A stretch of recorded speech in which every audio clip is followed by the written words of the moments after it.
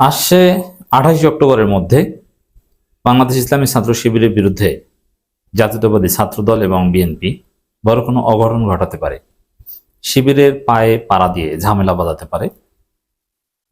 দুই একটা জায়গায় যদি শিবিরের সাথে পায়ে পাড়া দিয়ে ঝামেলা বাঁধাতে পারে এবং তাতে যদি কোনোভাবে ছাত্রদলে কেউ আক্রান্ত হয়, অথবা তারা যদি স্যাবোটাজ করেও তাদের কাউকে আক্রান্ত করতে পারে, সারা বাংলাদেশের শিবিরের উপর একযোগে হামলা করবে।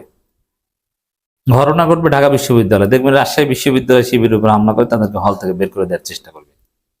এরকম পরিকল্পনা আছে, কিন্তু পারবে কি পারবে না সেটা পরের বিষয়। হয়তোবা পারবে না, কারণ শিবিরের সাথে ঝামেলা বাঁধিয়ে ক্যাম্পাস দখল করার বেশ কয়েকটা এক্সপেরিমেন্ট অলরেডি ছাত্রদল চালিয়েছে, কিন্তু পারেনি। যেমন শাহবাগ থানার ভিতরে ঢুকে ডাকসু নেতাদের উপর হামলার যে ঘটনা, ওটা ছিল পরিকল্পিত ঠান্ডা মাথার হামলা।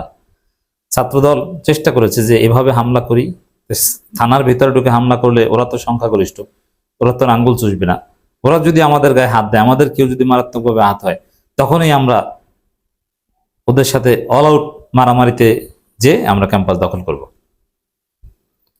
এরকম পরিকল্পনা আছে। বিএনপি ছাত্র দলের জন্য ক্যাম্পাস দখল করাটা জরুরি, কারণ যতক্ষণ পর্যন্ত ক্যাম্পাস দখল করতে না পারবে ততক্ষণ পর্যন্ত বিএনপি ছাত্র দলের ক্ষমতা, তারেক রহমানের ক্ষমতা পাকাপোক্ত মজবুত নয়, নড়বড়ে। কেন?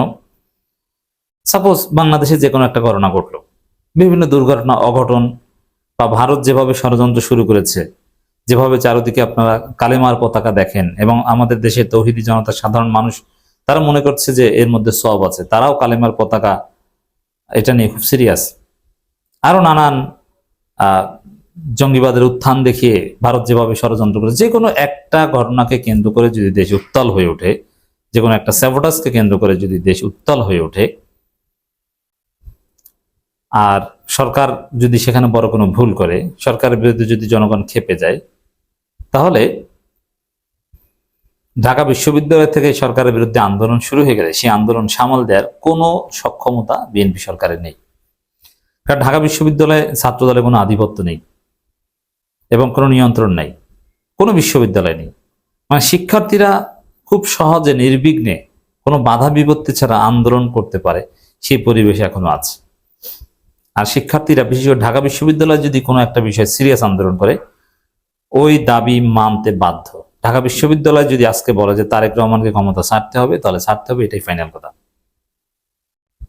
তো এই জন্যে তারেক রহমানের বিএনপির ক্ষমতা পাকাপোক্ত করতে বিশ্ববিদ্যালয়গুলোর নিয়ন্ত্রণ নেওয়াটা জরুরি। এটা তাদের পলিটিক্যাল ম্যাথমেটিক্স। কিন্তু আমাদের হিসাব আলাদা, যে না, সে আগের যুগ চলবে না, এই দখলদারি রাজনীতি চলবে না। জনগণ যতদিন ক্ষমতায় রাখবে ততদিন ক্ষমতায় থাকবেন, জনগণের শাসন প্রতিষ্ঠিত হবে। আপনি এই দখল, আন্দোলন, দমন এইসব চিন্তা কেন করবেন? বরং আপনি জনগণ যা বলে সেটা মেনে আপনি সুন্দরভাবে দেশ চালান, বিরোধী দলের সহযোগিতা নিয়ে দেশ চালান। আমরা চাই সেটা।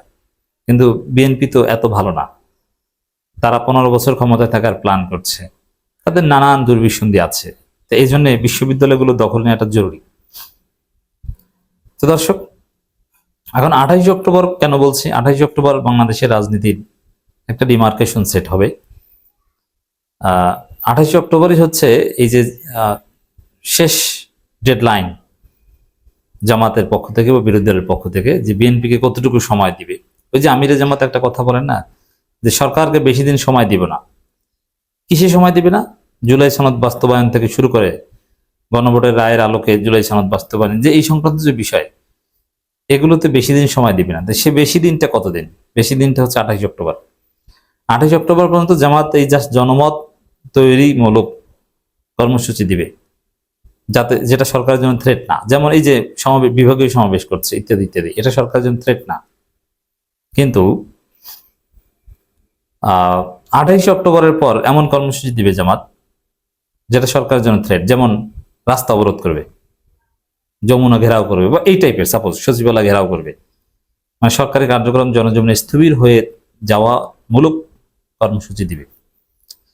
তো এটা দিলেই তখনই খেলা করে যাবে, তখনই সরকারি দল বিরোধী দল সম্পর্ক তলানিতে চলে যাবে এবং হামলা, গ্রেপ্তার, মামলা এগুলো শুরু হয়ে যেতে পারে।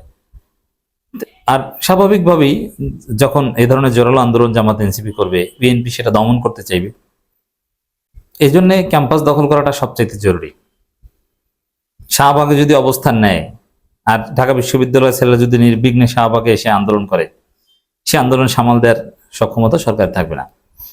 এই জন্য শাহবাগে আন্দোলন করলে যেন ঢাকা বিশ্ববিদ্যালয় থেকে ছাত্রদল এসে সে আন্দোলন পিটিয়ে বিনাশ করে দিতে পারে, যেমনটা ছাত্রলীগ করেছিল কোটা সংস্কার আন্দোলনের বিরুদ্ধে, নিরাপদ সড়কচি আন্দোলনের বিরুদ্ধে, ইত্যাদি ইত্যাদি। এই জন্য 28 অক্টোবর একটা ডেডলাইন, যে এই সময়ের মধ্যে ক্যাম্পাসগুলো দখল করতে হবে। এখন ক্যাম্পাস কিভাবে দখল করবে? ক্যাম্পাস দখল করার অনেক থিওরি আছে বাংলাদেশে, এটা ছাত্রদল সবচেয়ে ভালো জানে। আপনাদের মনে আছে যে শিবির 111 সরকারের সময় সবচেয়ে পাওয়ারফুল সংগঠন ছিল শিবির। সবাই কার্যক্রম নিষিদ্ধ, সবাই নিষিদ্ধ, কেউ কিছু করতে পারে না, কিন্তু শিবির কিন্তু কিশোর কণ্ঠ, পাঠক ফোরাম বা নানান নামে এবে নামে বড় বড় প্রোগ্রাম করেছে। এবং শিবিরের রাজনীতি যে ধরন, নিষিদ্ধ হলে তাদের তেমন কিছু আসে যায় না, ওপেন মিছিল করে না, বাকিগুলো সবই তারা নিরিবিলি করতে পারে। শিবিরের রাজনীতি কোনোভাবেই বন্ধ রাখা সম্ভব নয়। তারা রুমের মধ্যে সাথী বৈঠক করবে, কর্মী বৈঠক করবে, কোরআন তেলাওয়াত করবে, রিপোর্ট রাখবে ব্যক্তিগতভাবে টেবিলে বসে। এখন একজন স্টুডেন্ট টেবিলে বসে কি করে, এটা তো আর নিষিদ্ধ করা সম্ভব না। যার ফলে 111 সময় সবচেয়ে পাওয়ারফুল সংগঠন ছিল শিবির। বাংলাদেশে অনেকগুলো বিশ্ববিদ্যালয় কার্যত শিবির দখলে ছিল। আওয়ামী লীগ ক্ষমতায় এসেছে, কিন্তু ক্ষমতায় এসে ঢাকা বিশ্ববিদ্যালয় অটোমেটিক্যালি দখল হয়ে গেছে। ঢাকা বিশ্ববিদ্যালয়ে 8 সালে নির্বাচনের ক্ষমতায় আসার সন্ধ্যার মধ্যেই ঢাকা বিশ্ববিদ্যালয় শিবির এবং ছাত্রদলের লোকজন তাদের ট্রাঙ্ক, তাদের খাতা, কম্বল, বালিশ, সার্টিফিকেট না নিয়েই হল ছেড়ে দিয়েছে, আর ছাত্রলীগ হলে ঢুকে গেছে। ঢাকা বিশ্ববিদ্যালয় অটোমেটিক্যালি মক্কা বিজয়ের মতো মানে নির্ঝন্ট বিজয় হয়ে গেছে ছাত্রলীগের, কোনো মারামারি করা লাগে নাই। কিন্তু রাজশাহী বিশ্ববিদ্যালয়, কুষ্টিয়া বিশ্ববিদ্যালয়, আরো এরকম চট্টগ্রাম বিশ্ববিদ্যালয়, এগুলো শিবির এক ইঞ্চি মাটিও ছাড়েনি। শিবির শক্তিশালী অবস্থানে ছিল। আওয়ামী লীগ ক্ষমতায়, কিন্তু শিবির দখল করতে পারেন। কারণ কিভাবে তারা দখল করেছে আপনি যদি সেই ইতিহাস দেখেন, প্রথমে শিবিরের পায়ে পাড়া দিয়ে রাজশাহী বিশ্ববিদ্যালয় একটা মারামারি বাজালো।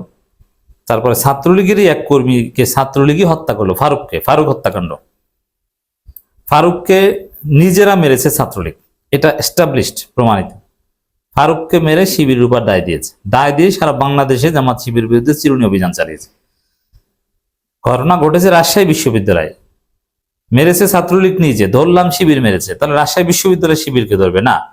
পুরো বাংলাদেশে চিরুনি অভিযান, নামই দিয়েছে চিরুনি অভিযান। জামাত শিবির যেখানে পেয়েছে সেখানে ধরেছে, এবং ওর মধ্য দিয়ে এক পর্যায়ে রাজশাহী বিশ্ববিদ্যালয়কে শিবির মুক্ত করেছে, আরো সমস্ত বিশ্ববিদ্যালয় শিবির মুক্ত করেছে। শুরুটা কিন্তু একটা মারামারির মধ্য দিয়ে স্টার্ট হয়েছে। ছাত্রদল ওই পথে হাঁটতে যাচ্ছে, শিবিরের উপর পায়ে পাড়া দিয়ে একটা মারামারি বাজাবে, তারপর নিজেরাই তাদের নিজেদের কাউকে হত্যা করবে, বলবে যে শিবির হত্যা করেছে, অর্থাৎ শিবির ধরো, সারা বাংলাদেশ থেকে ক্যাম্পাসগুলো থেকে শিবির উৎখাত করে, এরকম একটা পরিকল্পনা এগোচ্ছে। তারই অংশ হিসেবে এই যে ঢাকা বিশ্ববিদ্যালয়ের শহীদুল্লাহ হল ছাত্র সংসদের সমাজসেবা সম্পাদকের উপর হামলা চেষ্টা, আবরার ফাদের মতো হত্যা করার চেষ্টা আমরা দেখেছি একটা ঘটনাকে কেন্দ্র করে। আবার সিদ্ধেশ্বরী কলেজে শিবিরকে পিটিয়েছে ছাত্রদল। এরকম নানান জায়গায় দেখবেন যে শিবিরের পায়ে পাড়া দিয়ে ঝামেলা বাঁধাচ্ছে। তবে শিবিরকে সতর্ক থাকতে হবে, কারণ ওরা চায় যে এরকম কোনো লাশ ফেলতে। একটা লাশ যদি ওরাই ফেলতে পারে, ওরা স্যাবোটাজ করতে পারে, তাহলে দেখবেন সারা বাংলাদেশে জামাত শিবিরের বিরুদ্ধে চিরুনি অভিযান চালিয়ে ক্যাম্পাসগুলো শিবির মুক্ত করবে। আশা করি আওয়ামী লীগের মতো এত বড় জালেম বিএনপি হতে পারবে না, তবে এ ধরনের চিন্তা করে থাকতে পারে, সতর্ক থাকতে হবে।